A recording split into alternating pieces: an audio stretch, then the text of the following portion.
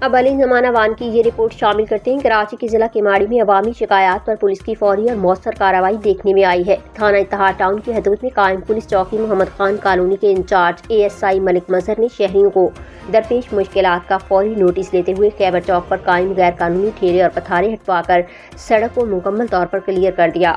خیبر چوک پر ٹھیلے پتھاروں کی وجہ سے اکثر شدید ٹریفک جام رہتا تھا، جس کے باعث شہریوں کو آمد و رفت میں سخت مشکلات کا سامنا کرنا پڑتا تھا۔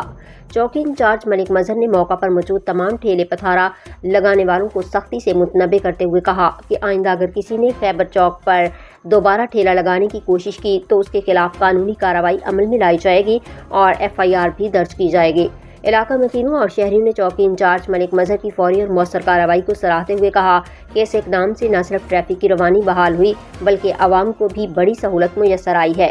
شہریوں کا کہنا ہے کہ اگر اسی طرح عوامی مسائل پر فوری توجہ دینے سے قانون کی بالادستی کو چوکی انچارج نے فوری طور پر یقینی بنا کر عوام کے دل جیت لیے۔